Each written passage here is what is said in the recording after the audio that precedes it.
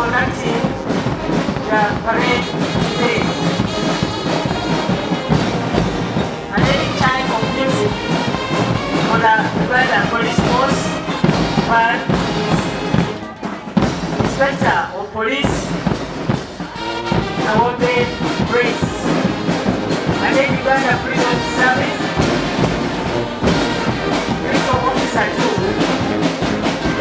and Mjona Bibi.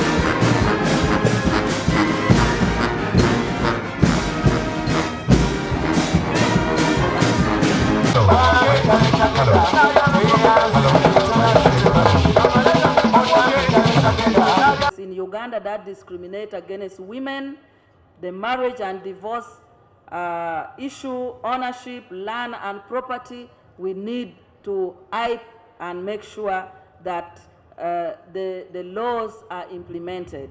Negative social norms which conflict with the laws, practices like child marriages. I always see Honorable Peace struggling to run around because somebody has called and said they have just married or they are forcing a girl to get married and she's 14. And these cases are very, very common, especially in Western Uganda, particularly in Ankole, because the girls, they drink milk, they look very healthy, and somebody who is 13, 14 is being forced to get married. So these cultural, customary norms are still persisting, which requires work. Female genital mutilation, although there is law, there are still people who strongly believe that if you don't undergo that initiation, you are not a woman.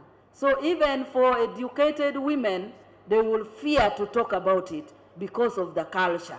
So some of this contradicts statutory law and makes the law be subsistent.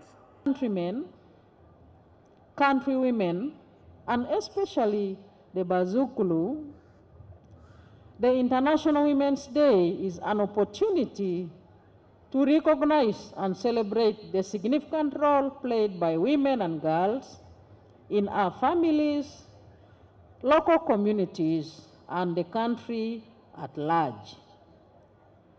I therefore want to thank you all for using this occasion to highlight the contribution of women and girls in all the spheres of life. This year's celebration is being held under the theme, Scaling Up Investment to Accelerate Access to Justice for All Women and Girls in Uganda. The real key to development lies in cultivating the inherent potential of all people, both men and women. In 1986, when the NRM came to power, we were able to observe that although women formed more than 50% of the total population of 14 million Ugandans, their full potential was not fully realized on account of their lack of education, lack of opportunities, chronic ill health, and early death. Women were trapped in a very disadvantaged position, despite the fact that they were at the center of the subsistence economy, and also provided at least half of the labor for producing the few cash crops. The NRM fought the suppression of women and other groups that faced marginalization, on account of historical and cultural factors by doing the following. First and foremost, guaranteeing education access for all at primary, secondary levels, i.e., UPE and USE. This was a fundamental empowerment of the girl child because once somebody is educated, he or she cannot easily be suppressed. That was the real beginning of our reforms. In the past, when the family had to make a choice because of limited family income as to who should go to school, it would be the girl child who stayed home, while the boy child attended school. Therefore, when we introduced free education for all, those who benefited in a special way were the girls because they are the ones who are kept at home as the resources were concentrated on the boys. Schools, hospitals, peace and security, etc. However, infrastructural development alone is not enough, though it must come first.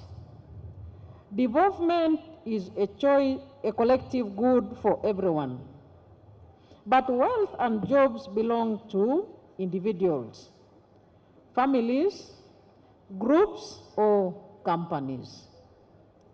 We should not have spectators in the drive towards increasing household incomes. Finally, I wish you all happy celebrations of International Women's Day 2026. I thank you all. Women are very happy. Women of Uganda are happy. And actually, we really support NRM as a party because as a national vice chairperson, Western Region, at least I have that testimony. We are so grateful. We really thank God, and we are here celebrating the great achievements in our party. Okay, we wish to thank God for today. This is the day the Lord has made, the day when we are celebrating World Women's Day. And our theme today is that you accelerate every woman where it is. That means we need to boost our fellow women wherever they are, whether in the village, whether in town, at workplace, in church, and in the whole country. Let us see that we boost our colleagues wherever they are.